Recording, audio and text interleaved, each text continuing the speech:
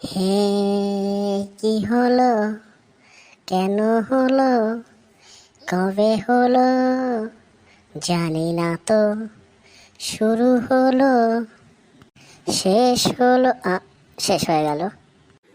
জামাই, তুমি এখানে বসে আছো? হ্যাঁ মা, নিজের বাড়িতেই বসে আছি। আমি যে আজকে তোমার কান মলে দিলাম, এটা তুমি রাগ করনি তো? না না মা, এতে আর রাগ করি নাকি? আপনি আমাকে ঝাঁটা তো মারেননি। সি সি সি, এই কথা বলে নাকি? জামাইকে রোজ রোজ ঝাঁটা মারে নাকি? আমি জানতাম তো আমার জামাই রাগ করে না, আমার জামাই কত ভালো। তা মা, হঠাৎ এত তেল মেরে আমার সঙ্গে কথা বলছে কেন?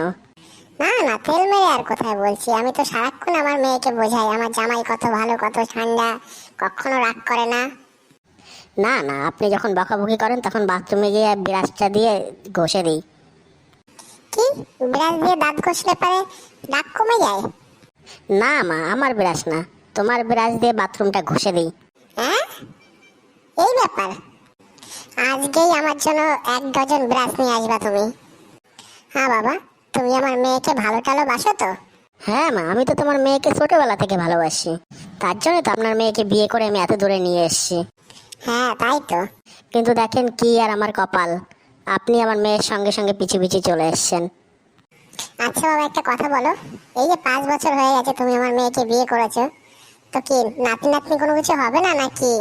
আমি কি দিদিমা হব না? মা, কি করে হবেন বলুন? কেন কেন বাবা, কি হয়েছে?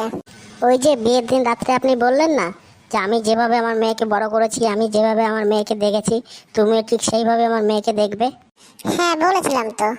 সেই দিন থেকেই আমি আপনার মেয়েকে আমার মেয়ের মতো দেখি, তো কি করে নাতি নাতনি হবে? আচ্ছা ঠিক আছে, যাই হোক না কেন, তো এত যে মদ গাঁজা খাও, তা একটু ইন্স্যুরেন্স টিন্স্যুরেন্স করে রেখেছো?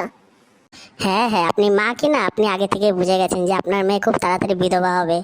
হ্যাঁ, সবার কপাল তোর ভজনের বউর মতো না। কেন মা, ভজনের বউর কপালে তো ভালো কেন? ও যেদিনই ইন্স্যুরেন্স করেছে তার পরের দিনই গাড়ি চাপা পড়ে মারা গেছে। ওর বউকে ইন্স্যুরেন্স কোম্পানি থেকে 10 লাখ টাকা দিয়েছে। কি বলেন কি মা? তা বাবা, একটা কথা বলো তো, এবার পুজোয় আমাকে কি দেবে তুমি? 1 মণ চন্দন কাঠ। এত চন্দন কাঠ দিয়ে আমি কি করব? না না, আপনি করবেন না, আমি করব। কি করবে বাবা? প্রথমে 50 কিলোকে ভালো করে সাজাবো নিচে, তারপরে আপনাকে শোয়াবো, তারপরে আবার চন্দন কাঠ 50 কিলো আবার ওপরে দেবো। হ্যাঁ, তারপরে? তারপরে কি, তারপর একটুখানি কেরোসিন তেল ছিটিয়ে দেবো, ঠিক করে দিশলাই গাছে ঠুকে দেবো, যা চলে গেল আপদ।